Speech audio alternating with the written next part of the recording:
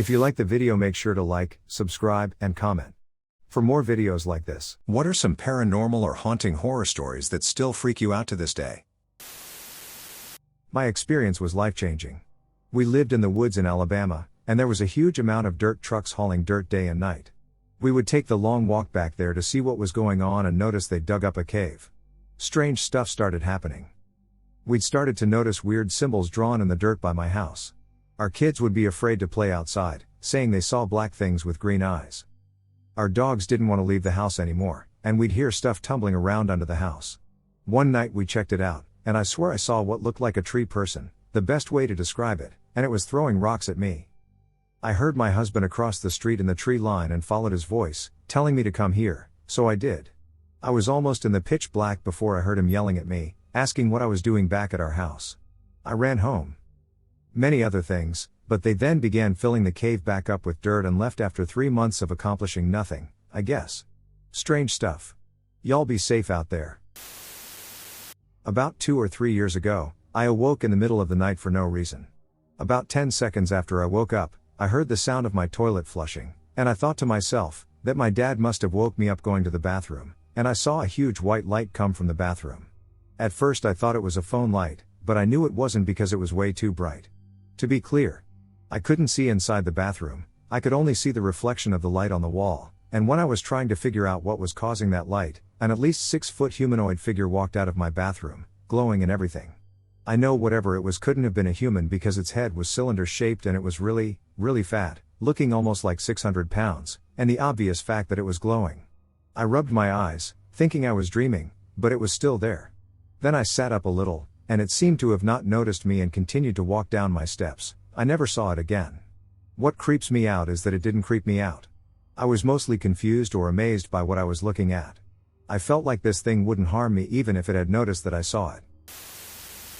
I was sitting in my bedroom, just wondering why sometimes I feel like there's something watching me when I had a mild revelation. What if you can't ever see them when you look for them because you're thinking about it, and somehow they can sense that?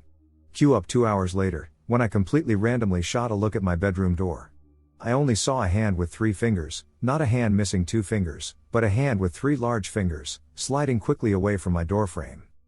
I leapt out of my bed, much to the surprise of my wife, and ran out and around my bedroom door to look at my front room.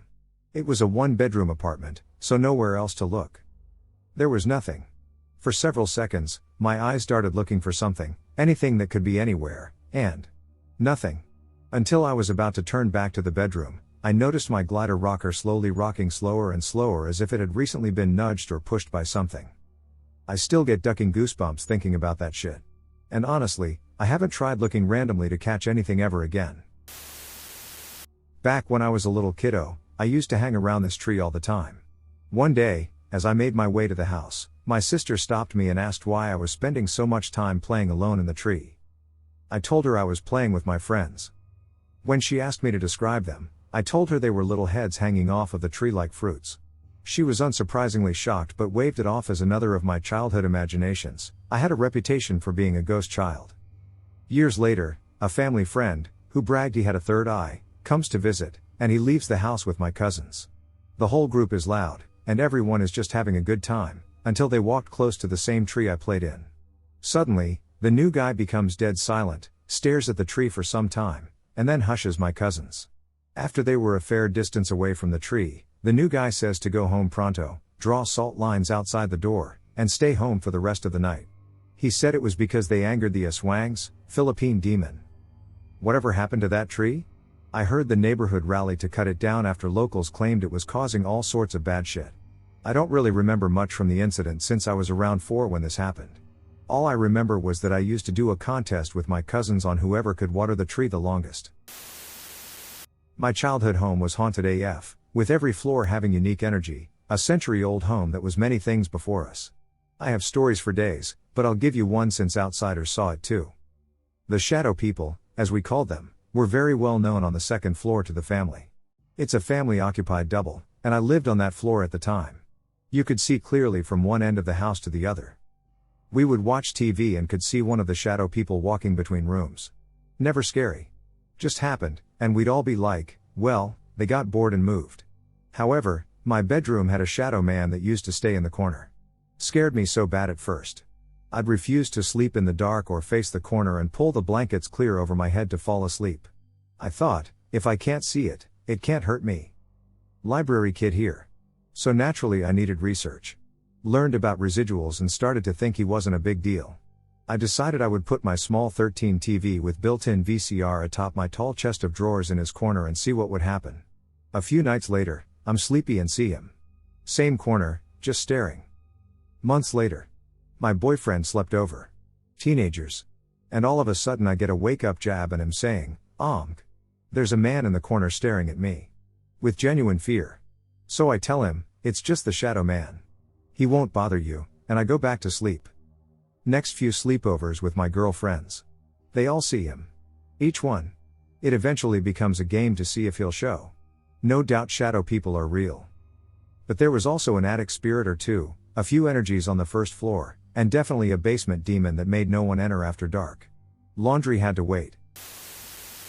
This only happened last night. So I woke up at about 3 a.m. and went downstairs to get a drink. I switched on the kitchen light and did as I normally do when getting a drink, then I realized that I hear some voices coming from the front room. At first I thought it was my sister talking to her friends in the dark. She does that a lot, but then I realized that her voice wasn't that deep. I stood at the kitchen doorway with only a hallway separating me from the voices and listened carefully. There were two voices having a complete conversation, in Spanish. I thought it could be my imagination, but I don't speak a word of Spanish. I then switched the light off and saw if there was any reaction. The voices stopped. I switched the light back on, and they continued as if nothing ever happened. The voices were only there when the kitchen light was on. After that, I just bolted upstairs to my room, locked the door, and waited for someone else to get up. I then heard my brother get up, probably to get a drink as well, and about 5 minutes later I hear him breathing heavily and running upstairs. I wasn't the only one to hear it. I'm not going down there at 3 a.m. ever again. So, this happened for the second time a few weeks ago, and I'm just getting around to sharing it. The first incident happened a few years ago when I had just gotten my corgi puppy. She'd been with me a few months when one night late she, out of nowhere, started freaking out and barking at the corner of the room near the fireplace. I didn't think much of it. In fact, I thought she might have discovered a large flower arrangement near where she was looking and barking. She continued to lose her mind and started shaking and cowering against me as she barked and barked. It was then that she visibly started tracking something at about a walking pace, from that corner of the room around us and back towards the front door. The whole time I was shaking, barking, and watching something I sure couldn't see slowly move towards the front door. Then all of a sudden she stopped, calmed down, and relaxed, every now and then looking towards the door. This was weird and creepy, but I honestly never thought anything about it for a few years. Then a few weeks ago, my mother was visiting, and I was working in my office. The dog starts losing its mind and freaking out. I walk in the living room to see the dog barking at the corner of the ceiling. Shaking and cowering next to my mother. She's weirded out, and again I watch as the dog loses her shiz and tracks something across the room, this time through the kitchen and to the back door. As before, relentless, but flowing something at a walking pace until it would have reached an exit to the house. She all at once calmed down and went back to normal. My mom was mildly freaked out until I told her the first story, as it immediately sprang to mind. Now mom thinks I've got ghosts or something. Me and my brother saw the same shadowy figure growing up. So, I fell out of contact with my brother about 15 years ago due to how my parents are. We recently got back in contact and started catching up. I had a love for the paranormal before getting into this, and my brother thinks it is all fake, or at least did until we got talking about the room we both inhabited at one point or another. The house we lived in was old, built sometime in the 40s, and was renovated several times before my parents got it. It was a 2-bedroom, but one of the bedrooms was also the path to the bathroom, and it was the kids' room since the parents wanted the privacy of the other room. My brother was out of the house in 2001 after he graduated, and I got the room after. Long story short, my parents made the dining room their bedroom until my brother left, and was genuinely unsettled all of my childhood because of things I saw. This is just to set up the mutual experience, sorry if it got wordy. One night when I was 14, I saw a man much taller than my father standing in the doorway of my room. I was frozen in bed, unable to make out what it could have been. I actually asked if it was my father, but it slowly moved out of view. My dad is a bit of an ass, and I had recently gotten in trouble for sneaking a horror movie I don't remember the name of and figured he wanted to just scare me out of ever doing it again and went back to sleep. The following morning I asked if it was him, and he replied it wasn't, and both he and my mother both looked a little shaken when I told them. I saw it twice more, but figured it was my overactive imagination and pushed it out. Cut to this year, and I told my brother about it, and he went pale and silent for a moment before telling me he had seen the figure as well, back when he lived in that room as a younger teen, and he also had some of the similar frights I had over the years, like the mirror incident, and when I asked my parents, they finally admitted to having seen the man as well at one point but figured it was exhaustion. That house has had a list of bizarre things happen in it, but just wants to share one experience that was verified by multiple people. I saw a demon when I was about 10. My grandparents owned about 20 acres of land in central Missouri, and throughout my childhood, my parents would send me to stay with them. The house they lived in was very old. There was a local legend that the guy who originally built it ritualistically killed his daughter and wife. In exchange, the devil supposedly gave him 2 magic rings. One allowed him to transform into a massive wolf, and the other allowed him to become a bear. My grandpa always loved to tell me that story to freak me out. One night when I was about 10, my grandparents left me alone in the house to go play poker at a friend's. Around 10 p.m., I began hearing howling circling the house. I was panicking. Then I heard scratching on the front door. Slow, methodical scratching, not like it was trying to get in but like it was doing it to intimidate me. The howling started to sound human around then. Like someone was yelling. I ran upstairs and hid in my bed. Eventually the noises all stopped, and I went to the window to look outside. In the moonlight, I could see a massive wolf standing in the front yard. It locked eyes with me, and then it stood up on its back legs. I screamed and was crying. I hid under my bed until my grandparents got back hours later. They actually believed me because there were large scratch marks on the front door. The marks started above the door, so high up the one who carved them would have had to be at least 8 feet tall. Did we see a demon? I need insights. One time my then current girlfriend and I were at a friend's house. They had a neighbor woman who was an ex-drug user, probably was current. I always had the strangest feeling being around her. She would come over and join us, drinking and such. One night, my girlfriend and I were at our friend's house. We were sober all night, who owned the house. My girlfriend and friend were in the back room, and I was in the living room on my phone, sitting on the couch. I heard a knock on the sliding glass door. I turned my head to look outside, and the porch light was on, and I saw nothing but a lit cigarette in the porch light, but no one was holding it. I saw a dark shadow blob almost, and then there was just the glowing end of a lit cigarette at eye level. I turn away for a second to stand up, and our friend comes down the hall to answer the door knock, and in comes the neighbor woman. I convinced myself it was just dark out despite there being a bright porch light on. Fast forward to a few hours later. The vibes were off. I've always considered myself to be more aware of the spiritual world than the average person, but nothing crazy, and my awareness was really heightened in the presence of this woman. Anyways, she goes to sit in the dark living room in a chair in the darkest corner. My friend and I sat on the couch across from the chair that was illuminated by the hallway light. This woman was telling a story that I cannot remember, but it was weird. She was rambling and not making sentences that made sense and just started saying words in no meaningful order. During this, I felt as though my brain felt foggy and cluttered for no reason. I blink in one moment, and her face has morphed. It was long, like abnormally long and thin.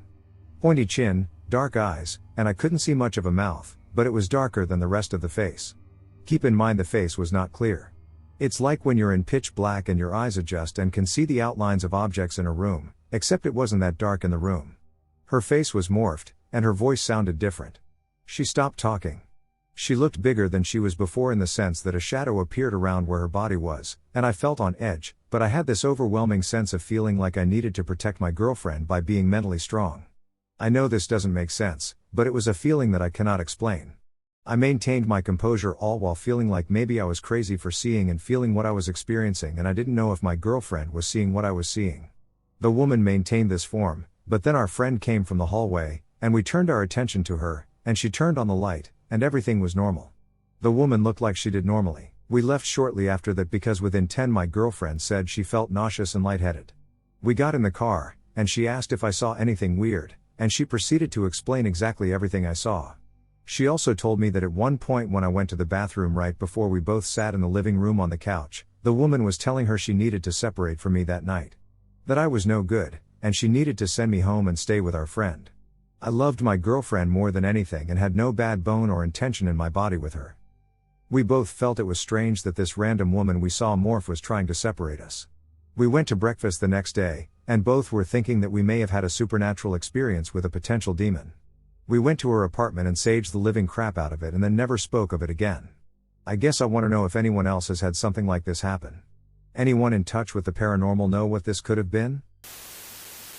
The bent-faced man. This happened the night before my wedding, about a month ago. The wedding venue we chose allowed us, the wedding party, to stay in a lodge that was on the grounds for a few days.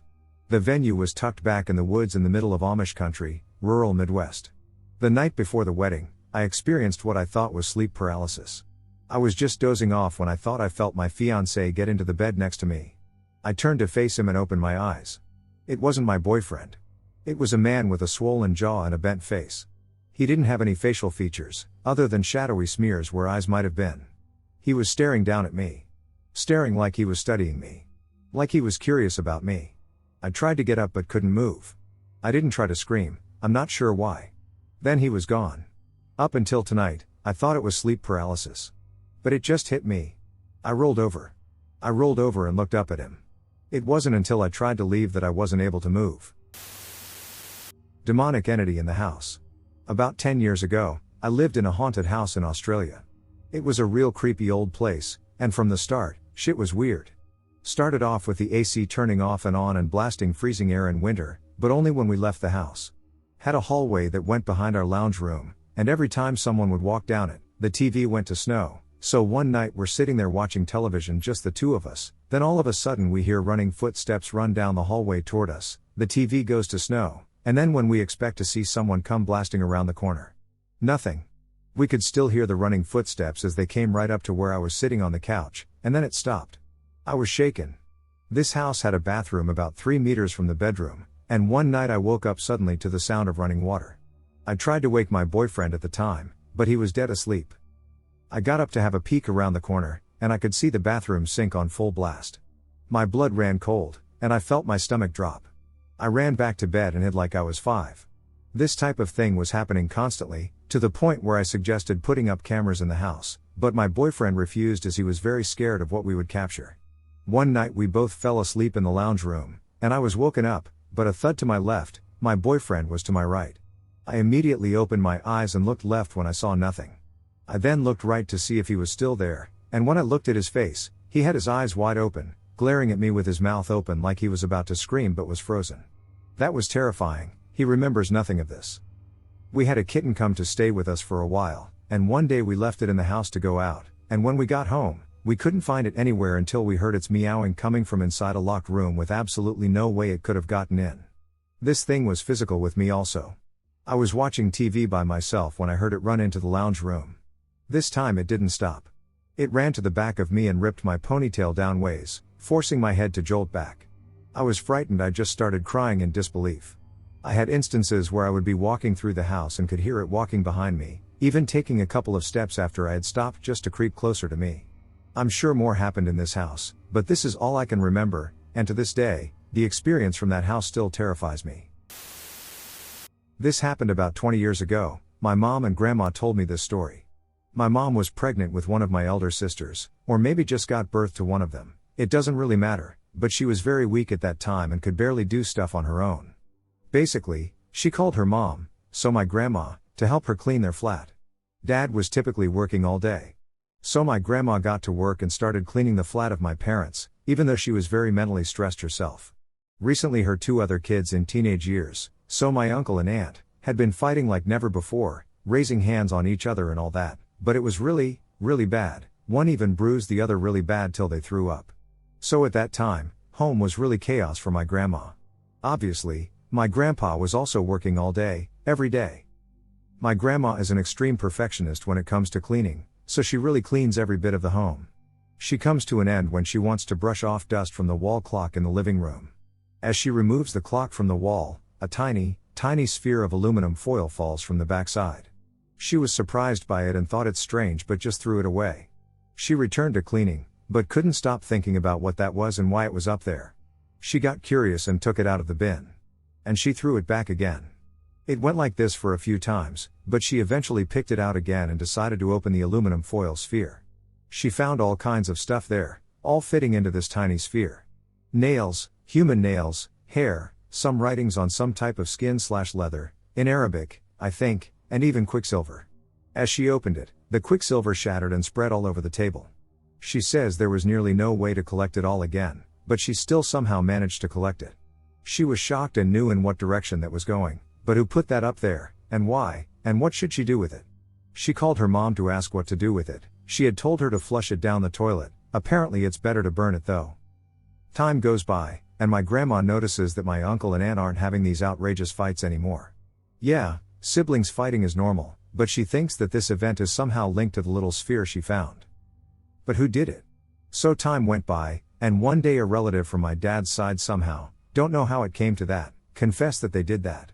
They put that piece of black magic up there. Apparently it should have kept the family of the person who did this together, but in turn it sacrificed the peace of another household. I think the quicksilver packed into this little sphere symbolized the forced family bond of the person who put that behind the clock. Black magic/sihir is really a scary topic, especially because it can most likely only come from people close to you. And if any of you plan to do something like this, please don't. Even if you use it for something good for yourself, you sacrifice another happiness for yours. Stay away from it. Stay safe. A very strange encounter I had when I was younger. Now, this doesn't include aliens, UFOs, or Bigfoot. This was very different. Very, very different. My story starts a few years ago, back in Houston, Texas. It was late at night, and I had just broken up with a very toxic ex-girlfriend. We were at Edwards 24, the movie theater, and she ditched with the car. So, out of luck, I decided to walk home. It was a 5-mile walk. Well, I walked along the bayou, followed it down, and walked away from downtown. The bayou is like a river that is polluted as heck that runs through the city. Took a while too. The first thing I saw that was strange was that a woman biked past me going full speed, wearing what looked to be one of those 50s era dresses. Complete with the polka dots and everything.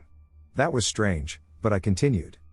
Well, a while ago, I read the Spiderwick Chronicles lore book. Not the adventure books, but the ones that had news articles and drawings of mythical monsters. Well, being tired and wanting to just do something, I remembered that supposedly, nymphs and mermaids lived in separate bodies of water and hated each other. So, getting a bright idea, I yelled at the bayou that nymphs sucked and were just knockoff mermaids or something similar. Yes, it was stupid. But I was messed up and upset. This is where it happened. I was nearing my house, and I had to walk under the freeway on a bridge, and I swear I heard a baby cry or something. I'm not sure what it was to this day. I remember I heard it, but I don't remember what it was. I looked on the side of the bridge, and there was a construction site below me, almost completed too. I saw what looked like a rolling baby crib right next to the edge. I ran down. Of course, I honestly thought that someone had abandoned their baby down there. Well, I got there, a little bit dirty, and it was not a baby crib at all. It was one of those raised hatches, the big round ones, that led down to the sewer system, I think. But it did not look like a crib at all. Well, I was in alert mode at this point and looked over the edge into the bayou since the hatch was closed and locked. I swear that I saw a green face. Not an image, not a trick of the light, but a full green face right there. Well, I freaking ran harder than I've run in my life. I know I heard a water splash behind me. When I got home, I locked all the windows and doors just to be sure. Thankfully, I have long since moved away, but large bodies of water now make me nervous. That face. I honestly barely know how to describe it. It was green, it was not beautiful at all, but it wasn't exactly ugly either. And its eyes seemed to be lacking. I know that sounds weird. But its eyes seemed full, but closed. There was no hair that I saw. If anyone has seen or heard of anything like this, please tell me. I grew up interacting with things of paranormal origins. When I was little, my mother would leave me in a room by myself to play when she wanted to watch her soap opera TV shows. On the day after leaving me in the room, she heard me giggling, and she decided to sneak into the room to find out what I was giggling for. She snuck to the door and peeked through its keyhole. She didn't see anything at first, but then she saw a blue ball of mine being rolled across the floor to me.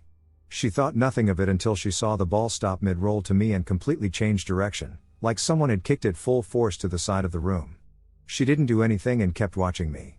She then saw the ball, which had started to slowly roll to me, stop at my feet abruptly. I pick the ball up and throw it, then the ball stops mid-air as though someone caught it in their hand and held it there, then it drops to the floor and rolls back to me. Another incident my mom witnessed was when I was 8. I was playing in my room and talking out loud to nothing. My mom assumed that I was talking to an imaginary friend. She walks away, then about an hour later, she hears me crying and calling for her. She came to my room to see me on my bed holding an arm. She took my arm and asked me to show her what was wrong. I show her my arm. It's got a cut running from my elbow to my mid-forearm. She asks me what happened, and I tell her, my friend did it, but she didn't mean to. She was just trying to feel my skin. She doesn't have soft skin like me, hers is hard and rough with weird skin patterns everywhere. She forgot about her long nails and accidentally scratched me. She said sorry, Mommy. Don't be mad, Mommy. She didn't mean it, Mommy. My mom went white and didn't say anything about it. She fixed me up and sent me off to take a nap. I have had a lot of other encounters through the years. I wanted to share a truly bizarre, terrifying, and unexplainable experience I had growing up. To make note, my childhood home was a hotbed for paranormal activity. I could honestly write a book with the amount of stories I have, but this one was different from all the rest. So to start off, we lived on a small stretch of secluded highway in a wooded area. Our home was nestled on a plot of land that was a few acres, and the area surrounding us was federally protected land of the Wildlife Refuge, which means unless your house is grandfathered in, no one can purchase land or build in this area, so we had no neighbors. Our house was a 300-year-old colonial house and held a lot of history.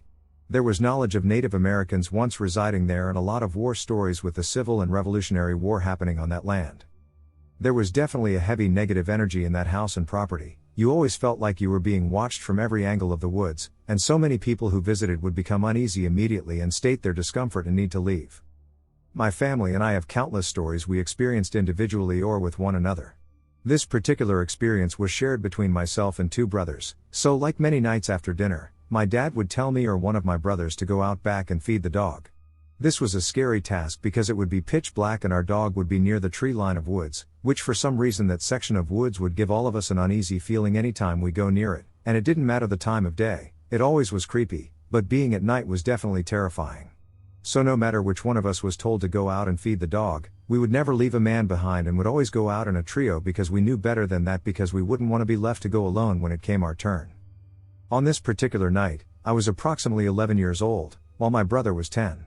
So we would always do the same thing, so whoever was told by Dad to feed the dog was the one who had to carry the bowl out, and the other two would huddle close with the person with the bowl in the middle. We would walk extremely slowly, all of us looking in different directions while surveying the property, but keeping the conversations very lighthearted and being silly to keep from getting scared before completing the task. So once we reached our dog, this is where the person holding the bowl would get screwed because right before you had the chance to put it down, the other two siblings would scream something scary like Jeepers Creepers or the Jersey Devil while hauling us back to the house, so you would be left standing alone before getting the chance to run with your siblings. So on this night my brother was the one who had to hold the bowl, and as we walked out to head towards the backyard something felt off, like the air felt static and charged like how it feels before a lightning storm, and we could hear our dog barking like crazy, which was unusual, and as we got into sight of our dog, we saw him standing on his hind legs with the leash pulled completely tight because whatever he was barking at, he was trying with all he had to break out of that collar and go after it. That's when we heard loud branches snapping and looked towards the direction our dog was barking in. We then saw this giant black stick figure that was as tall as the trees. It was walking over this huge brush pile we had, which was why we were hearing branches breaking. The way it walked was almost mechanical in a way, and its presence felt very ominous and gave us a very dreadful feeling. At first it seemed like it didn't notice us and was just walking by, but then it turned towards us, and that's when we booked it for the house. My brother was throwing the bowl of food in the air and feeling like our legs were jello. We all saw the same thing, and it scared us so badly, and unlike many stories you hear, my parents actually believed us. Anyway, fast forward years and years later, and I was having a conversation with my coworker, and we would talk about paranormal topics quite a bit, so during this conversation she asked me if I ever heard of Native American stick people, and as soon as she said it, I knew what she was referring to. She then tells me about these giant stick figures out in the woods that Native Americans have seen and are supposedly a totem of evil spirits, and if you encounter one and it goes after you, it then can possess you and cause you to do harm. I was so freaked out because up until then I had never heard of such a thing, but knowing the Native American history of that land makes me believe that they are related. My parents are out of town for the weekend at a church conference of some kind. They are very religious. I personally am not. I am taking care of our animals while they are gone. I started a new job 3 weeks ago that requires my being there at 7 a.m. This changed my sleep schedule to where I start getting tired around 9 to 10 and wake up around 5:45. My alarm clock is normally set to this. I have one cat of my own, and my parents have two cats and a dog. Our dog, a black lab/German shepherd named Daisy, a lap dog in a big body, is getting older and doesn't have the best bladder. What happened? I was awoken around 1:10-ish, I didn't look at the time, but it fits the timeline of the night, by Daisy panting at my bedside wanting to go out. I managed to get myself out of bed and downstairs. We have a back room area that leads to the backyard, as do my neighbors. I opened the back door to this area, turned on the light, and opened the door to let Daisy out. I came back inside to our kitchen and closed the door behind me. My cat enjoys eating while being pet, so I started petting him. The cat bowl is on a countertop that looks out into the right side portion of the backyard, a little bit of our neighbor's yard because of the fence, and a clear view of their back room area. We use ours as a storage room for old kitchen stuff and trash cans. My neighbors converted theirs into a mini lounge room. I got hungry, so I got a bowl of cereal and placed myself next to my cat. Leaning over the bowl while eating, I stared out the window while I waited for Daisy to finish her business. That's when I saw something. I saw a black figure moving around in the dimly lit, red light, room of their back lounge area. At first, I thought someone was robbing them. Then I thought maybe I'm dreaming. I looked at the time on the microwave, and it was 1:16 in the morning. So, I stared at it to make sure my eyes weren't playing tricks on me. It moved really strangely, like whoever it was wasn't trying to forcibly enter but was spastically flailing and moving back and forth. That's when my neighbor turned on the light in the back room and hobbled out. Her and her husband are older. I couldn't believe my eyes. As soon as she turned the light on, whatever it was gone. I've seen movies where the person encounters a ghost, turns the light on, and it's gone, but seeing it in real life is a different story. She looked around the room and then looked into her backyard. She turned around and walked back inside after, I'm assuming, she saw nothing. I think she saw or heard something that made her want to check it out. I let Daisy back in after she did her one bark to let me know she was done. I put the finished cereal bowl in the sink and went upstairs to get back in bed. Before I did, I went to notes on my phone to write down times, dates, and what I saw. I'm very tempted to ask them about it, but some people are very, very freaked out by this stuff. I told a past coworker about one other experience that I had, and they visibly looked distraught. I don't tell anyone about it unless it is brought up naturally in conversation. She is also not the best mentally and has recently been diagnosed with Alzheimer's disease. This might be a little too much for them. I just wanted to share this with someone because I don't have friends, and my parents think anything ethereal is demonic. Maybe it is, but it could also be their deceased father who passed away 2 years ago. This happened when I was a little girl, and yet I remember it so clearly. I was maybe around 10-11-ish, it's been almost 2 decades since this happened, and I was thirsty. It was the middle of the night, so I left my room to get me a drink of water. After getting my cup and the water jug from the fridge, I got on the floor so as not to make a mess or a sound, and if I did accidentally make a mess, I could clean it quickly. Just as I started pouring water into my cup, I saw my mom out of the corner of my eye, and she looked pissed. Like nothing I'd seen before or since. Probably because I should have been in bed was my first thought. But when I looked over, whatever that thing was, it was gone. So I went back to pouring my water, but it kept happening. And every single time I looked over, my mom was gone. Each time it happened though, I remember feeling even more scared because whatever this thing was had the most malicious intent. I could just feel the negativity wash off her in waves, and I just wanted to get back to my room and forget the whole thing. I was so scared. As soon as I left the kitchen, I felt this weight lifted from my chest, and I didn't want to go back in there to check. In the morning, I asked my mom if she was in the kitchen at any point in the night. Unfortunately, she was fast asleep all night. It wasn't until I was in my late teens before I told anyone what happened. My mom thinks I imagined it, and my cousin, who's very much into the occult, theorized so many things from the house were haunted that just for that second in time I had one of those leeching spirits. I just know that whatever the duck it was, scared me shitless as a kid, and I never left my room in the middle of the night for a long, long time. The weirder thing, at least I think so, is that it hasn't happened since. Not that I'm asking for whatever it was to come back. On a clear, well-lit night, I was cruising with a buddy on these dirt roads that are connected to our neighborhood. It's very rural and isolated, no houses, mostly fields all around, and long dirt roads that go on for miles in different directions. We would do this very often as teens drive around these roads drinking and smoking as usual to avoid our parents and cops. It's rare to see other cars out there, but when you do, somebody is probably doing the same thing. One night, Just like any other, we were slowly cruising up and down ahead, and we saw mist like fog randomly appear out of thin air. I didn't think much of it, I just figured the weather was going to change. Then, out of nowhere, I see a floating black cloud-like entity appear in the middle of the fog. It slowly floated across the street. I remember it had a weird movement about it, like it was alive, and it was heading somewhere specific, which is the best way I can put it. It crossed the street into a field, and all the fog followed it, and it went back to a clear night. I didn't say anything. My first thought was to try and rationalize it. Basically running through scenarios that could explain what I just saw. My friend finally turns to me and says, "Dog, did you see that?" I say, "Yeah, man, what was it?" He says, "A duck ghost, let's get the duck out of here." This was like 20 years ago. Never seen anything like that again in my 40 years of life. I still wonder to this day what it was and where it was going. I'm pretty sure people have been murdered out there. It seems like a place you can dispose of a body almost easily. There was one time we did get pulled over out there by a state trooper, and he asked us what we were doing out here, that this is a dangerous place, and we have no idea what's going on out there. The man behind the door. In the month leading up to what I want to share with you, there are some things you need to know. Strange things were happening around our 3-story house. It wasn't just me who noticed, my whole family had been experiencing unsettling occurrences. One night around 3 a.m., my uncle stepped outside to throw out the trash. We're night owls, so someone being up at that hour wasn't unusual. But as he stood in the cold darkness, he felt it, that prickling sensation of being watched. In front of him loomed my mom's van, but the shadows around it were dense, and he couldn't make out any details. He shook off the feeling, blaming it on the late hour. But that was just the beginning.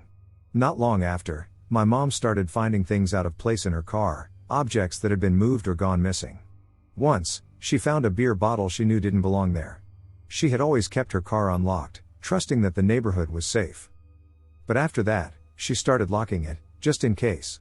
As for me, I stayed on the 3rd floor. My room had a window facing the front of the house, and at night, I would hear odd things, faint footsteps creaking on the stairs leading to the front door. Those stairs always groaned when someone walked on them, so you could never mistake the sound. It wasn't too alarming since one of my uncles often came home at weird hours after nights out, but something about the way the steps creaked felt different. One night, after watching a horror movie, I decided to sleep in my grandma's room. I wasn't in the mood to sleep alone. I made a little tent on the floor, but I couldn't settle down. My grandma's room had a monitor for the security cameras, and the screen was showing the driveway. It was close to midnight when I saw him, a tall man lurking near the edge of the camera's view. He was just standing there. I hoped I was just imagining things, but no matter how hard I blink, he didn't disappear. I quickly checked our family group chat to see if anyone had just arrived, as late-night arrivals weren't uncommon in our house. But everyone said they were either still out or in their rooms. I glanced back at the monitor, he was gone. The empty driveway stared back at me, and I couldn't shake the dread that settled in. Now, for the day, everything escalated. About a month later, I was home alone. I didn't go to school that day, and everyone else was at work or class. It was a quiet afternoon around 2 p.m., and I was just scrolling through videos, not expecting anything unusual. Then I heard it, a man's voice and the faint hum of a car engine. At first, I wasn't scared, it was broad daylight. But curiosity made me get up and look out the window. There, parked in our driveway, was a golf cart, and a man in a blue shirt stood beside it. He wasn't tall, but he didn't look friendly, something about him just didn't feel right. Why was he there? My family's cars were gone, and no one was supposed to be home. The longer I watched, the more a feeling of unease clawed at me. I called my mom, who was working at the hospital, but she didn't pick up. I dialed my stepfather next, asking if anyone was supposed to be coming over. When he said no, the dread turned into fear. I told him there was a strange man in our driveway. He told me to keep him updated, and not long after, my mom called back, telling me to call the police immediately and then call her back. The dispatcher told me to hide. But before I did, I needed to check the doors. I didn't know if anyone had locked them before leaving. I rushed downstairs and found the front door locked. But when I got to the back, my stomach dropped, it was wide open. I hurriedly slammed it shut and locked it, but just as I turned to head back upstairs, I heard it, a sharp, desperate rattle of the doorknob. Someone was trying to get in. I glanced back and saw him, a tall figure, much like the man I had seen on the camera weeks before. He was pulling at the door as though he knew I had just locked him out. I bolted up the stairs, heart pounding, and locked myself in my parents' room, my hands trembling as I spoke to the 911 operator. The minutes felt like hours, the silence in the house suffocating as I waited for the police to arrive.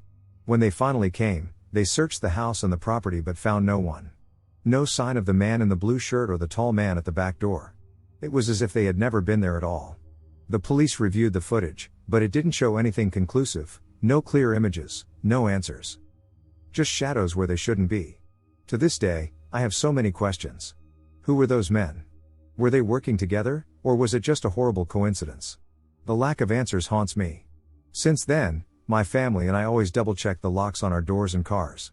But I can't help but wonder, what if I hadn't locked the back door in time? The thought sends chills down my spine, even now. And then, just a few weeks ago, I was back in the neighborhood when I saw it again, a golf cart, almost identical to the one from that day. A reminder of the nightmare I thought I had left behind. I'm not planning on digging any deeper, some things are better left in the dark. But I'll never forget the fear that gripped me that day and how close danger felt, just on the other side of the door. Thank you for listening to my story. I was living with my grandparents during high school. Well, one night I was at my buddy's and had a single beer. I came home around 12 and went to bed. Usually, when I go to bed, I put a DVD on just for noise. At the time, I would just pop in Pirates of the Caribbean. Remember the scene where they were on the boat when Elizabeth Swann was eating with Barbossa? When the scene starts, there is a lot of changing glass. Anyway, the paranormal part. I woke up to what I thought was glasses clinging, and I just thought it was the movie, but it had long ended. So I walked into the room next door, I was upstairs, and I saw this gray foggy blue bar with patrons drinking and stuff. They were dressed like Civil War soldiers. Well, one offered me a beer before I was to die at war. I freaked out and slept downstairs the rest of the night, or I tried. The next morning, my grandma woke me up to ask me why I was on the couch, and I explained it to her. She doesn't really react, she just asks me to show her what I saw. So we went upstairs, and I showed her where the bars were, tables, lights, etc. Well, it turns out her house used to be a hotel/bar that ducking Civil War soldiers were at, and I described the location of the bar in near perfect detail.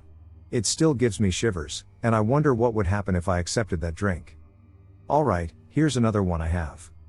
A buddy of mine, Jay, has always been into paranormal stuff. He always scoured the internet, back when it was cool, for any paranormal he could get his eyes on. Jay lived 5-ish miles out of town in a rather big house. Apparently it used to be smaller, but they added on to it at some point. So whenever I would go hang out with Jay and not smoke anything illegal, I would frequently crash into his sister's across the hall since it was usually empty. Different story. Anyways, I always kind of got the heebie-jeebies, like I wasn't alone in there, but I never thought too much about it since I wasn't smoking illegal things. Also, for whatever reason his sister had a boatload of those glows-in-the-dark stars on her ceiling I wouldn't frequently get lost in. One day I was there hanging out with his mom. She would cook us munchies, and they started talking about Herbert. I was like, who? So they explained he was some guy that used to live in the older house that they had added on to. Apparently he died some sort of bloody death. It involved an axe, I think. Not totally sure. But apparently where it happened was right outside Jay's sister's room. That's also where the old house also used to end. Jay then tells me he sets up cameras and mics and catches stuff on occasion, but nothing too crazy. He also knows I've had some weird experiences with the paranormal and said I'm something like a hypersensitive person or supersensitive. Anyway, he asks me if I would sleep in her room, and before he could explain, I agreed. I also learned later he planned to use me as bait. Flash forward to the next morning when we wake up. We end up watching the movie, and it's pretty normal. You hear his mom walk around and eventually flip off light switches and go to bed, as well as his cats here and there. Around 2-ish, maybe you hear these super loud stepping sounds up the stairs and steps by sister's room and then silence. Then maybe a little while later it happens again. Then once again, like someone is stomping up the stairs to stare into the room only to vanish. You never hear them leave. On the final occasion, you hear the stomping all the way up, and then you can see when I get up to go to the bathroom between the rooms. You can hear it like angry gasps or grunts. Then some angry sounding things, and then like someone was running away from me. And that was it, really. I remember getting this weird pins and needles feeling just in my legs really intensely. It was like a hot and cold shock at the same. Anticlimactic, I suppose, but when I think about it still gives my legs the shivers, lol. My dad grew up in rural farm country and had to walk half a mile to and from the bus stop. He was the youngest of 5, and he was in his last year of elementary school while his siblings were either in middle or high school. This meant he went to the same bus stop as his siblings, but they were picked up and dropped off by the bus at different times. My grandma was a single mom who worked as a nurse and couldn't pick him up, but my aunts and uncles usually took good care of him. There was rarely trouble in my dad's county, besides small things like bar fights, poaching, or teens taking tractors out for joyrides. One day when he was walking home on the stretch of county road on my family's property, he saw a van was by him. While it was private farmland and usually the gate was locked, my grandma's family usually let locals drive through as a shortcut, so my dad wasn't too alarmed. However, my dad did become a bit alarmed when he realized the van was parked a ways up the road from his uncle's house. As soon as he passed his uncle's house, the van sped up. It didn't stop until it reached the road at the bottom of the hill that led to my dad's great-uncle's house. My dad looked inside the van as he passed it and saw a gruff, bug-eyed older man. My dad said the look in his eyes was unsettling, like an excited shark setting its sight on its prey. My dad innocently asked, "What are you doing on Pawpaw's farm?" The old man got out of the car and gave my dad some spiel about how his parents had been in a car crash and my dad needed to go with him. My dad's alarms went off for one single reason: his parents were divorced, and his dad lived 2 states away. His parents couldn't stand to be around each other, much less in the same car unless it was absolutely necessary. Thinking quick, my dad asked, "Did you take my brother Ricky to the hospital already?" The old man told my dad, "Oh yeah, I picked Ricky up from school and took him already." My dad yelled at the man, "I don't have a brother, Ricky." He ran towards his house, cutting across the forest to his house. The old man followed behind, yelling at my dad. My dad was about to give out from exhaustion when he saw the driveway to his house. He saw my grandma wasn't even home and got scared the man would try to come inside the house when he saw Uncle Buck standing on the porch, cleaning his favorite rifle. This struck my dad as odd because grandma had told my dad Uncle Buck had gone on vacation, and my dad hasn't seen him for months. Uncle Buck. That old man is trying to get me in his car saying Mom and Dad are at the hospital. Uncle Buck was a scary looking guy. He was a World War II vet, with Willie Nelson braids and a ZZ Top beard. He was a biker who drank whiskey and smoked cigars and won plenty of bar fights, definitely the kind of guy you didn't mess with. He didn't say anything as my dad ran inside the house. He watched from his bedroom window as Uncle Buck pulled out his rifle really quick and yelled something at the van. The old man narrowed his eyes at my dad and spun around down the driveway. It took my dad a few minutes to calm down before he went back to the porch to talk to Uncle Buck. But when he went there, he didn't see Uncle Buck anywhere around the house. When my dad's siblings and grandma came home, he told them what happened. According to my dad, grandma got whiter than a sheet and asked my dad if he was sure it was Uncle Buck. Sure. He was even wearing the new motorcycle jacket Mama got him for his birthday. Grandma didn't say anything for a few hours. That night after dinner, my grandmother explained to my dad that Uncle Buck had died in a motorcycle crash a few months earlier in Florida and that they buried him in those exact clothes, so my dad was just imagining it. My dad explained to her that he was cleaning his rifle, which apparently he kept under lock and key in Grandma's basement. When he died, they couldn't find the keys anywhere, so the case remained locked. The scariest part? When my grandma went to check the case, it was unlocked and unlatched. Gotta thank Uncle Buck for saving my dad, otherwise, I wouldn't be here today. Oh boy, I have a ton of these. There's 2 parts to this. First, I live in a house well over 150 years old. When my parents moved in, they had both been seeing things for about a year but didn't want to tell the other because they were afraid the other would think they were insane. However, they did eventually share, and it turns out they had both been seeing things. My mom was vacuuming once and saw a toddler standing over my crib. She would also hear a child's voice soothe me at night when I was crying. We've all seen the toddler run across the hallway at the top of the stairs. The door handle would shake at noon every day like the workers, "It's a farmhouse, we're coming in for lunch." One time I came in from playing basketball in my driveway and saw my mom standing over the sink in the kitchen. Took off my shoes, looked back up, only about 3 seconds, and she was gone. I went looking for my mom because that had me freaked out, and she had been in the bathroom the whole time. There's more, but those are some of the big ones. One night my friends and I went to sneak into an abandoned school. It was in really bad shape, nobody had been there since the 90s. We were walking around, checking out the view because there was purple lightning at the time and it was cool to look at. Then we hear gunshots coming our way, bad part of the city, people get killed there frequently, so we rush inside, and it starts pouring, so we're stuck inside for a while. There were some cool sights, as you'd imagine, but the deeper we got into the school, the stranger things started getting. First I thought I heard voices but assumed it was nothing. The building was falling apart, so it could have been anything. but then 2 out of 3 of my friends also started hearing the whispers. At one point we turn a corner and hear a giant crash coming from right around the next bend. It was absurdly loud. It sounded like a car had fallen a couple stories. We went and looked, but there was nothing, and none of us could come up with an explanation of what caused something that loud. We keep going, hearing weird stuff along the way, until we make it to a chemistry classroom, with a closet room thing in the back corner. We go in, shut the door, and something bangs on it from the outside. No, it was not one of my friends. I was watching the door as it happened. Then I take a peek through the crack, and there's a dark figure standing there. My friend goes around the outside, windows were broken, with a knife when I open up the door and pop out, but whatever it was had left. As we left the chemistry room, we could see across to another wing of the building, where 2 of my other friends saw a figure moving in the windows. We left and did the natural thing, ate a lot of Wendy's. An encounter with an entity I had when I was 4 years old. Yes, this is a real experience that happened when I was little, as cheesy and bizarre as it was. I was very little at the time, so my memory may not be all there about it anymore, but I still want to share what happened because I think it was interesting. This is quite the long story, but this is something that has always been in my memory for as long as I could remember, and I think it would be interesting to share.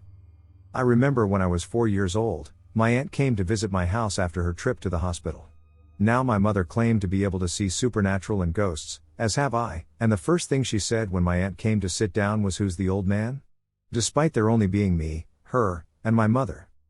Later that night, I woke up to the feeling of my sheets being pulled off and opened my eyes.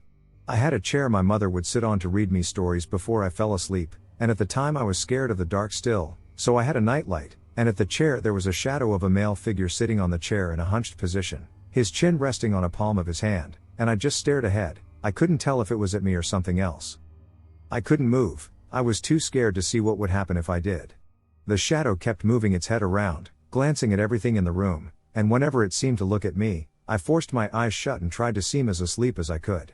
I never felt such bloodlust and fear before, and I felt like if I didn't do so, I would have had something terrible happen to me. The next morning I told my mom about it, and she decided that we should switch rooms, her taking mine and me taking hers. I was awoken by the sound of a massive bang coming from my room, followed by the shrieking of something not human. It was high-pitched, something like a banshee. I bolted up and ran out of the room to see what happened. My mother lay on the ground, knocked out but still breathing. She had a massive bruise along her back, as well as a cut across her cheek that was still bleeding. On the wall there was a giant dent with cracks, and it took me only a moment to realize whatever it was attacked her. I rushed to her and tried to wake her up, but she was out cold. I slept by her side for the rest of the night, and nothing else happened for the night. It was as if whatever that thing was hated my mother and wanted me in the room instead. The morning we woke up, and I tried to tell her what happened. She had no memory of this happening but commented on how bad her back was. She decided to get some sort of green plant thing, I don't remember what it's called, and lit it on fire and started to wander the apartment, spreading the smoke everywhere while demanding, "Stay out of this house. You aren't welcome here." Now the next part is very cheesy, but this is what she said went down. I was asleep and didn't see any of this, so it may not have been true. So apparently the night after she went to check in on me while I was asleep, she saw the thing outside of my window, its head twitching and contorting as it screeched, unable to enter the house due to the fragrance but angered nonetheless. I find this odd because our floor was on the second floor of a 2-story apartment, so that means it either was floating or it was taller than I thought. She did give a description of the thing, which made it even more weird and hard to believe, in my opinion. She said it was malnourished and had gray skin, red eyes, and a small hood covering half of its face. She apparently banished it with some sort of ritual, and when I woke up, she was asleep in the middle of my room, muttering something in Gaelic. For context, we both were descendants of a Celtic group, so she was very into all the spell and ritual stuff, basically a Wiccan or a witch, as funny as that sounds. But anyway, she later told me what happened, and all I could do was nod in silence, my young brain finding it hard to wrap around what this whole experience was. And that is my first encounter with the paranormal. I don't know whether this thing was a ghost, spirit, or something malicious, but the fact it took a big interest in me only still gives me shivers down my spine to this day. And though I still see shadows of people occasionally as well as unexplainable noises or events, none of them were as bad as this one, though thankfully. And yes, sadly, my mom had suffered from the back injury, needing to go through many treatments and surgeries to help fix her spine. She's doing good now, though, finally, but it was a rough 7 years for sure. Thanks for taking the time to listen to this, I appreciate it. Unwanted visitor. My parents had built their dream house in a new subdivision at the time. They had chosen a lot that did not have any neighbors yet, and the history of the place was still unknown. I remember the first day we moved into the home, something about it felt off, specifically my and my sister's room. Our rooms were the corner rooms on the second floor, and we shared a balcony. My parents had also built a small nook space next to the windows where it was long and wide enough for you to either sit in or lay in. On our first night there, I had fallen asleep on my phone and had been sleeping on the mattress on the floor since there was no bed frame yet. I was a light sleeper, so despite being asleep, I could feel like something was at my feet, as if someone were holding my ankles down. I was able to sleep through the night, but the feeling never went away even after a few days had passed. Terrified, I convinced my sister to let me sleep with her in her room the following night. Her bed was positioned next to the wall, and I had moved my mattress next to her with my back facing the window. It was around 2 a.m. when I woke up, and that feeling started to creep in again. I wanted to shake the feeling off and needed confirmation that it was nothing. So I took a peek, and all I could see was what seemed like a dark figure standing in front of our window. Alarm bells were going off because our rooms were on the second floor and there was no one else upstairs since my parents' rooms were downstairs. A few seconds later I could hear the tapping on the window but refused to look back. I had tried to quietly wake my sister up, but she only shifted her position and turned to the wall instead. I was too scared to get up because of the terror I felt. Instead, I inched closer to my sister and turned my back, faking being asleep despite hearing the taps. In the following nights to come, cousins or friends who would visit our house would report hearing a woman crying and the same tapping noise I would hear whenever they slept in a room upstairs. Our rooms were often used as guest rooms, and if they were both occupied, we would sleep with my parents. My parents often laughed or shrugged it off because they didn't believe in the paranormal or the afterlife at that. One day while talking to the guard on duty on our way to the jogging path, my mom mentioned we were new in the area and where we resided. By the reaction of the guard, we could tell he was familiar with where we had chosen to live. We were told that before the area was made a subdivision, there were houses in the area, but just like now, the house built on our property had been an isolated house. A mom, her husband, and a 3-year-old daughter had lived in the house. The house had caught fire on the first floor and was on its way up when the family awoke to the smoke. Their daughter was sleeping in what is now my sister's room, while the wife and husband had slept in what is now my room. Their room door had melted shut, and the mom had used the balcony door to gain access to her 3-year-old's bedroom, but it had also been melted shut. She was attempting to save her daughter, but when she realized she couldn't open the door, she started banging on the window in the hopes of waking her up. Despite her husband's attempt to get himself and her out of the house, she refused to leave, trapping all 3 of them in the fire, which resulted in all 3 of them passing away. I couldn't help but think if the shadow, tapping on the window, and the sound of a woman crying were the same woman that had died in the house who had desperately tried to save her baby but failed. That night, as I tried to sleep, I could envision the mom wailing in front of the window frame as she's banging on the glass, and these noises slowly fading to taps and weakened cries as the fires consumed her and her family. This happened a couple years ago.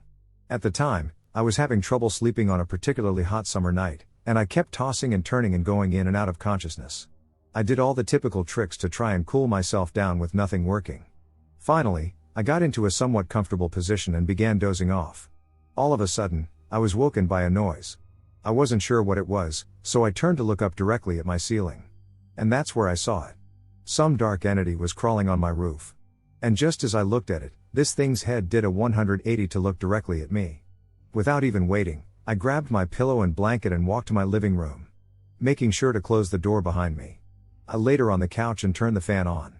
My dad, who was sleeping on the other couch, grunted as a kind of acknowledgement that I was there. I said, "It was too hot," as I lay on the couch. I get comfortable and face away from the room. About 30 minutes later, I felt this sense of dread. Like something was watching me. Then it got more intense. Like someone was standing over me. I didn't dare look up this time. I was paralyzed by fear.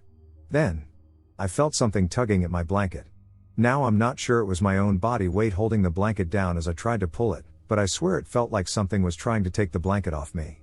I held onto the blanket for dear life, not daring to let it go. This went on for what seemed like forever until I finally got the courage to turn around. And just like that, nothing. Not a being in sight besides my dad snoring on the other couch. I contemplated waking my dad up to ask if it was him. Obviously it wasn't, but I needed an explanation. I have no idea what happened that night. I don't know if I was just hallucinating because of my drowsiness, and the pulling was really just my body weight holding the blanket down. But I will never ever forget that feeling. Like I was in mortal danger. The Ghosts of Saddleworth Moor. This is an experience I had around 3 years ago. Let me preface this story by saying I am 32, a bit of a skeptic when it comes to the paranormal, and I am also ex-military. I served with the Armed Forces for over 7 years, and I was then working as a chauffeur driver after leaving when I had this experience. If you know anything about Saddleworth Moor, you will have heard of the infamous case of the serial killers Myra Hindley and Ian Brady, who systematically abducted, ended, and buried several young children on the dark and sinister moors that loom above Manchester, England, in the early 1960s. I had vaguely heard about them but didn't know many details at this point 3 years ago. It starts off with me driving. I had just dropped a passenger off at Manchester Airport for my chauffeur company, and I'm making my way back home to Leeds, about an hour's journey across the motorway that passes over the moors that separate Leeds and Manchester. It's about 11 p.m. I'm driving back on a miserable, pitch black, rainy motorway, leaving Manchester with only a few cars alongside. I have no passengers, so I'm on my own, just listening to the radio. It's a journey I used to do sometimes several times a day if I had airport runs, so for me this route is really familiar. Next thing I know, I see signs for a diversion. The motorway is closed for repairs. I hadn't even planned this on my route. I should have known that routine roadworks are carried out at night on this stretch regularly, and it is sometimes closed after around 10 p.m., but I didn't even register it. So I can now either follow this signposted diversion, which I know takes me all the way back to where I came, half an hour the wrong way, to go all the way back again, which, as I have done before, I know is a pain in the ass, or I can make my own way by turning off towards the sleepy village of Saddleworth, cutting across the windy open windswept roads across the top of the moor, and saving an hour on my trip. As I'm tired and have been working since the early morning and it's now past 11 p.m., I take the Saddleworth route. I leave the motorway and head up onto the moors, and leave all the lights behind. The only lights now for about 30 miles in any direction are my headlights. It's freezing cold out, it's drizzling with rain, and I'm edging along winding roads that cross and weave their way through the moors in the pitch black. I guess my sat-nav wasn't at all reliable, as I realize I must have taken a wrong turn down one of the smaller roads somewhere, as all it's telling me now is to turn around. I go to carry on and maybe pick up a road sign, but after a while I realize I'm actually pretty lost. I know if I keep on in the same direction I'll eventually get to Saddleworth Village, but from here to there I'm actually quite stuck. I decide to pull over for a piss. I spot a small muddy lay-by in the distance and pull in. This is where things get strange. As I'm taking a leak, I hear some gravel crunching behind me. Now I'm ex-military, and I'm used to being out on moorland at night, so I'm not at all worried. I turn around and squint through the darkness, trying to adjust my eyes. There's an old stone wall running alongside the road, with a strand of barbed wire running along its length, and a drainage ditch at its base running the length of the road. There's my small lay-by, the gravelly road, and beyond that is an empty expanse of absolute nothingness, just pitch black undulating hills of dark heather, peat bogs, sparse rocks, boulders, and crags, but not a soul around for at least 30 miles in any direction. I dismiss the sound and carry on having a pee. I can feel the vastness of this place and how lonely it is. The wind whips and lashes everything, and the stinging rain carves deep into the landscape. I'm just about finished and go to hop back in my car to get out of the rain when I hear gravel scratching again. This time it sounds more prominent, like footsteps further down the road. This time I'm sure somebody is coming towards me. I whip round, and I'm looking down the road that is dimly lit by my rear lights and a red glow. I can just make out something on the road. It's an unusual shape and too large to be a sheep that might have escaped its field. They are the only animals hardy enough to survive the weather up here. Whatever it is, it's moving. Very slowly. I'm trying to focus on it, but I can't even seem to make out its outline. I called out in case it could be a lost hiker looking for help or a farmer wondering why I've stopped all the way out here, maybe thinking I've broken down. As I shout hello? Whatever it is stopped dead. At this point I got a serious chill and could sense something wasn't right. I went to open my car door again. Then, just as I did that, the figure started moving again, this time directly toward me and with purpose. I jumped in my car and pressed the brake to illuminate the road behind me and was watching to see if I could see what it was. I could make out a human-type figure, hunched low and hooded, almost scrabbling along the road toward me in a contorted and disjointed way. It dropped down into the drainage ditch at the side of me, so I peered out of my window to catch a glimpse as I started the car. This figure then clambered out of the ditch and hit my car on the top back quarter below the rear windscreen with enough force to leave an impressive dent. I hit the gas as fast as I could, and the figure was back out, standing upright on the road behind me.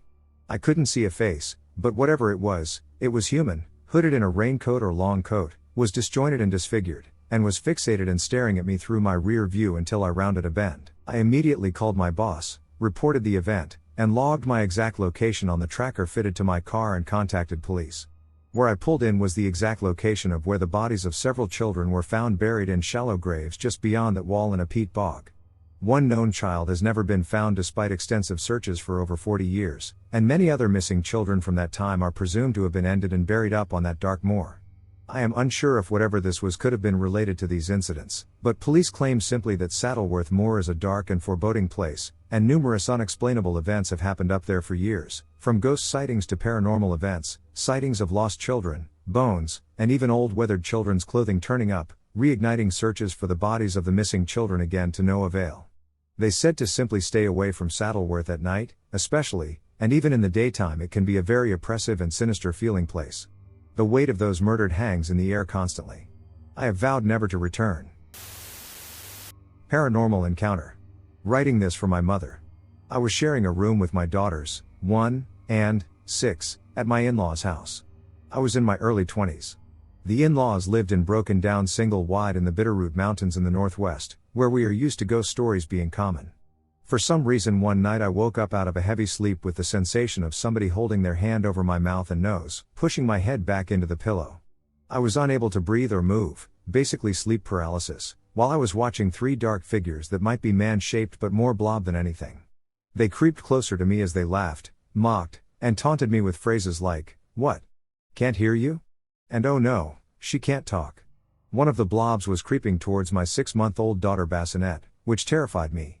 This went on for 2 to 3 minutes, which felt like forever, and I was wide awake by this time.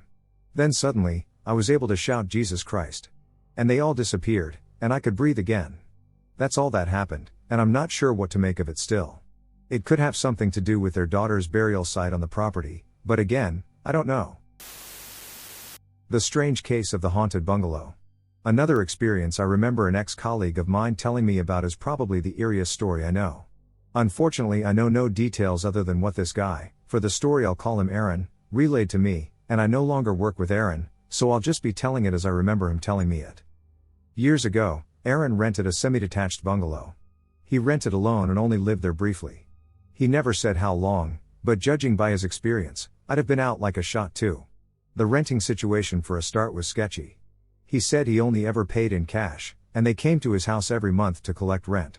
It was never the same person, it was a few different people that rotated the duty each time, and apparently they looked shifty and untrustworthy. He had no idea what his landlord looked like, all he had was a phone number for them. One of the things Aaron noticed when he moved in was that it was insanely cold in the house.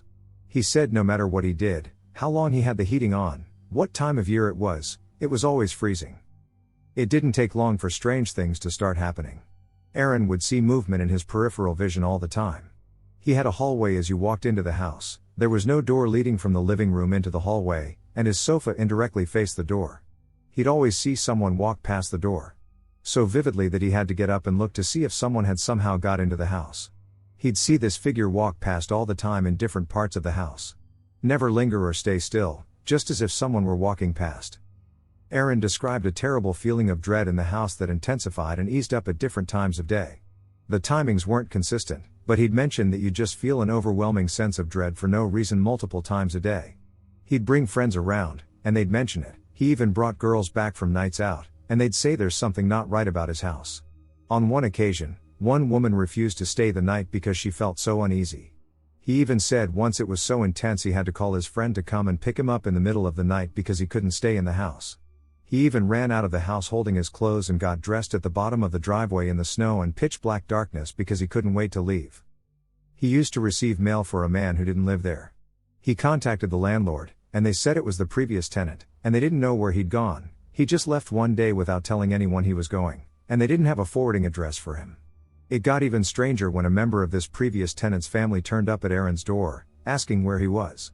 Aaron explained how long he'd lived there and was told the last guy had moved on. Apparently this guy's family hadn't heard from him for months, and no one knew where he was or had seen him in all that time.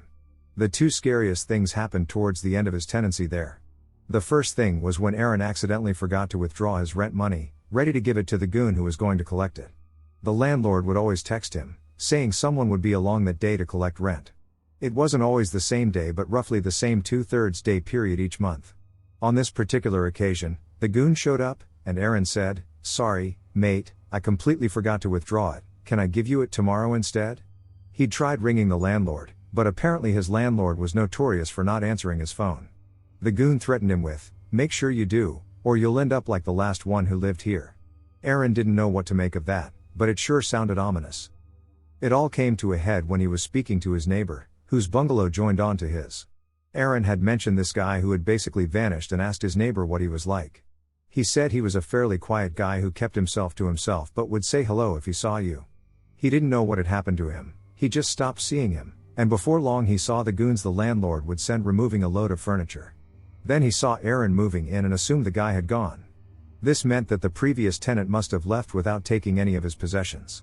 Aaron questioned it, and the neighbor said, "Well, I thought that, but I did hear them banging about, and it sounded like it was coming from the cellar, so I assumed the furniture might have been stored down there and they were finally getting rid of it." Aaron was confused. He told his neighbor, "I don't have a cellar." The neighbor replied, "You will have, I have one, and your house is the same as mine, just mirrored."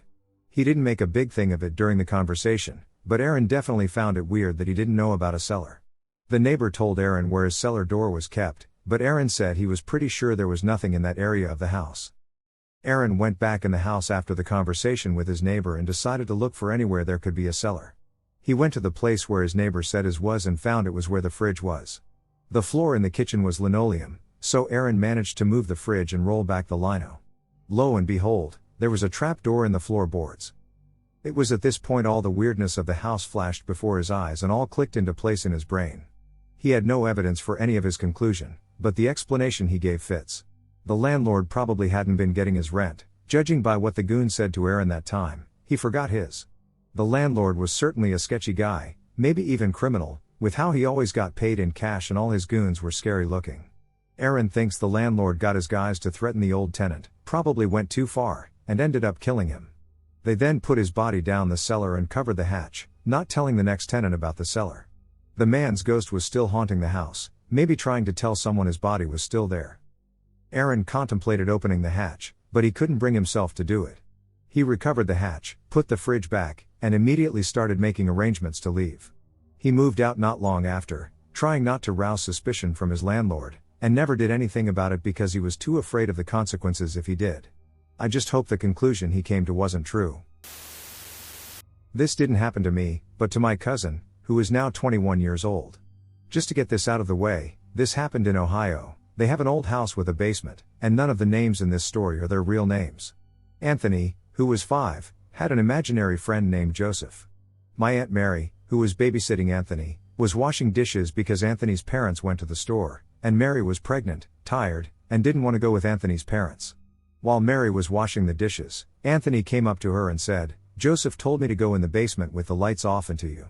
This freaked Mary out. She was thinking, why would he say that? And why does his imaginary friend want me down there with him? While she was daydreaming, Anthony was about to go down there. She grabbed his hand and went into the front yard until his parents got home.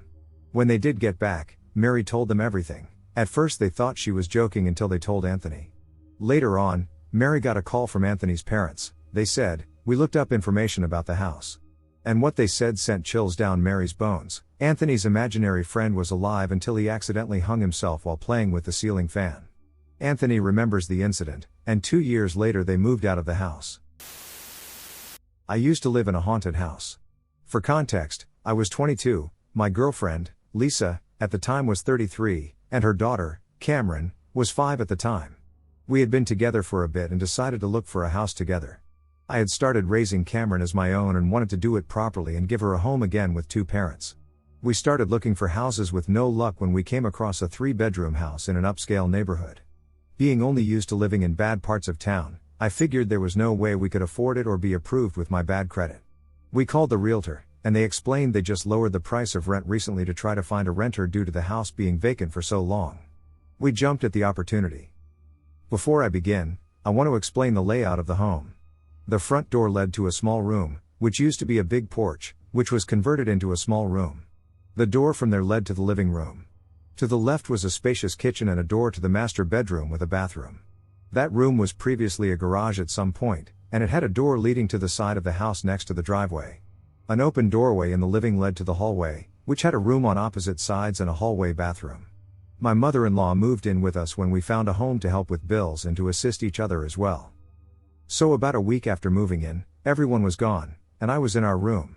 We had no furniture in the living room yet, so our TV was in our room for now. I had the lights off and was watching a movie when I noticed the bathroom door was open. I got up, went to close it, then sat back down. A few minutes later, I saw it was open again. I closed it and pulled the door to make sure it wasn't loose, and before I sat down, I looked and saw it wide open again. I placed a laundry basket in front of the door and found it odd, but tried not to think anything else of it. About 2 weeks later, me and Lisa were leaving out the side door to the driveway, and when we got to the cat just a few feet away, we heard a loud bang. The wall literally shook, and I thought our bookshelf might have fallen over, breaking something. I ran in, and everything was in place, except for my cross that I had hanging on the wall that shook. In the center of the room, my big wooden cross was in 3 pieces. I didn't get scared, not yet. Instead, I got upset. It was a birthday present I had cherished for years, and I couldn't understand how it broke or what had even happened. I didn't jump to conclusions, I just assumed there was a reason for how it happened. Spoilers, I threw away any logic or reasoning shortly after. That same month, one day while asleep at night, Lisa woke me up, saying she was awoken because the side of her bed sunk like someone sat down next to her. I told her a board or something probably came loose under the bed and ignored it. She was worried. We began to hear noises at times, randomly and just faint enough to make you wonder if it was your imagination or if something was knocked or hit in another room. It usually happened when I was alone and mainly when I was at home. One day my mother-in-law calls us and tells us she was in the backyard and found rotting meat someone had thrown into our yard. I don't know if it has anything to do with the house, but more unexplained events happened, which is why I mentioned this. My mother-in-law had to move to another state to help take care of her mom after about 4 or 5 months, so it ended up just being me, Lisa, and Cameron. We moved our room to one across the hallway to be closer to Cameron's. One night she had left a toy on the floor in our room. It was a big set of lips that made a kissing sound when you squeezed it. Out of nowhere, it came on, then began to repeat over and over. I got it and tried to find a way to turn it off or see if I could stop it or break it because it was creeping us out. It wouldn't turn off, and I opened my back door and threw it outside. I know, these seem like small things, but I'm leading to the bigger things. Like I mentioned, this took place over a year and a half. One day I set a DVD down on the TV stand in the living room and walked into the kitchen to ask Lisa something. I walked back into the living room, and the movie was gone. I searched the entire living room, even picking up and moving all the furniture. I never saw it again. So Lisa had 2 other kids from previous relationships, one a girl named Senny, who was 19. Yes, I heard all the silly jokes about us almost being the same age, but we got along well, and she respected me for wanting to raise Cameron as my own. Senny had to move in with us for a while at some point. Christmas came up, and we got Cameron a pug. She named him Roxo after a character from a cartoon she liked. I went to warm up nachos one night after drinking, and Roxo came into the kitchen with me and suddenly ran towards a corner in the kitchen and began barking, before cowering down and growling. He began to slowly back away while looking up. I was terrified. I grabbed him, turned to run towards my room, and when I turned my back to the corner, he began barking ferociously while trying to jump off my shoulder. When I got to our room, I closed the door, and he continued to bark at it while sniffing the bottom. He eventually calmed down and laid down. One day after work we got home, and Senny wanted to talk to us. She explained Cameron was in the kitchen next to her, and she told her to go shower. She saw who she thought was Cameron was still next to her a few minutes later and turned to ask why she hadn't gone yet and noticed no one there. She was creeped out. We believed she might have seen something. During dinner, we invited a friend from work over. She came in through the side door and said, "There's some guy outside taking pictures of your house." We looked out the window and saw a truck parked there. She said she pulled up and noticed him taking pictures and asked if we knew he was doing that. The man explained he used to live there a long time ago and that it was used as a frat house. Lisa went outside to ask him about the house, but the man sped off as soon as she did. Cameron would have friends from school stay the night, almost every time something would happen. They'd either wake up panicking for unknown reasons or wake up crying and want to suddenly leave. Maybe it was just being a kid and away from home, but it seemed weird how often it happened. One day Cameron got home, and a small angel statue in her room on a shelf was on the floor, broken. Nothing else on her shelf was disturbed. One night while I was on the steps leading up to the front small room drinking, I heard Senny scream from the living room. I ran inside, and she swore while everyone was watching a movie that she turned, and someone was looking at her with their face against the window. I ran outside to the side of the house and to the backyard. I didn't find anyone. At the time, I was an alcoholic and stayed one for years afterward. I'm sober now, but that's not the point, it just has to do with what happened next. One night Lisa went through Senny's room. She had taken the master bedroom, and when walking out, she thought someone was laying in her bed as she saw a dark figure. When she got to the side door, she was pushed out, and the door slammed shut behind her. We had started attending a small church, and she called our pastor, David, to explain what had been happening and what happened that night. He came over with a couple of members from church, and when I met them outside, one said they felt something just from the curb. I invited them in, and they asked if they could walk through the house. After a while, they said they believed that something demonic was in our home. Pastor David explained he could bless the home, but that if we allowed any type of sin back in that it would come back, like an invitation. He mentioned drinking as one. He blessed our home, and I agreed to stop drinking. I went cold turkey for a week and things felt normal. By the 7th day I couldn't take it and got beer, stating that nothing was ever here and nothing would happen. That very night I went to use the restroom, and while standing there, I heard creaking back and forth in the hallway. A board that led to the crawlspace came loose, so when you stepped on it, it made a loud groan. I assumed it was Lisa, as she could be impatient at times, and I asked her to wait. The creaks continued, despite my efforts to ask her to stop. I pulled the door open to ask why she wouldn't stop and saw no one. I peeked out into our room and saw her asleep in bed. I poured my beer out, I prayed, but it was too late. Roxo began to bark at nothing at times, sometimes in our room like the night in the kitchen, staring at the ceiling and growling while cowering. Senny moved to another state to start a new life, and it was just me, Lisa, and Cameron again. One day while washing dishes, I saw a man who I thought was our landlord outside setting up a tripod camera at our house. I hadn't paid rent yet that month due to my hours being cut at work, and I figured he had come to ask for it. I also wasn't allowed to have pets. I grabbed Roxo and ran to our room and closed the door. I heard two distinct voices, men, in the kitchen talking. I assumed he brought someone and called Lisa to tell her. She said she would call to ask what was going on. Roxo began to try to bark when hearing the voices, but I tried to keep him quiet and calm. Lisa called me back and said the realtors told her our landlord was on vacation, so who is in the house? I jumped up and ran into the kitchen and saw no one. I went outside, and the man and car were gone. I began to have nightmares, not just typical ones, but violent ones where I ended Lisa and Cameron or saw them being killed in front of me. I would wake up panicking and check on them often in the night, afraid the dream was real. I started to dream something was in my room wanting to take me to hell with it. It was always me it took. Lisa always slept through the dream, unaffected by its presence. I began to drink more heavily to try to sleep better. My hours at work being cut and bills piling up began to add more stress. I was irritable all the time. One day Cameron did something and I was getting after her for it. I raised my voice to her and sent her to her room. I was harsher than I needed to be and apologized to her later on that day. The next day Lisa said she needed to talk to me in private. I asked her what was wrong, and she said that day I yelled at Cameron that she went to check on her, I had gone outside to drink, and that Cameron was calm. Lisa asked if she was upset or hurt, and Cameron told her she was crying at first until a lady talked to her. She said she turned, and a lady was in her room telling her that her dad didn't hate her, that she knew that's what she was feeling, but that I was just upset in the moment and that she was standing next to me in the kitchen when it happened. She also told Cameron that she and her blind son lived there a long time ago. I didn't know what to do. While it seemed like something nice, at the same time, the idea of my daughter seeing this scared me to the core. One morning while asleep, Lisa had gone to work and Cameron was in school. I woke up to what sounded like someone trying to kick my front door in. Me and her biological dad didn't get along and had history. I assumed it was him. Roxo jumped out of bed barking like crazy. I kept him in my room and ran to the front door with a bat and swung it open. No one was there. I went outside and saw no vehicles on the street either.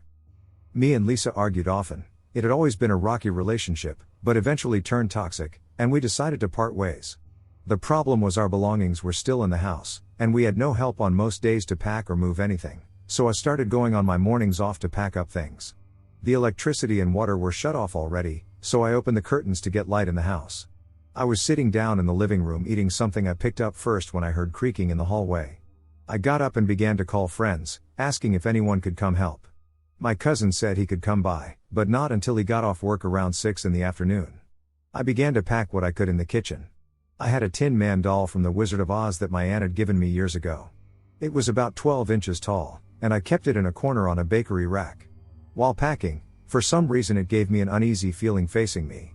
So I went up to it, turned its head manually away from me and towards the wall, and continued packing up dishes.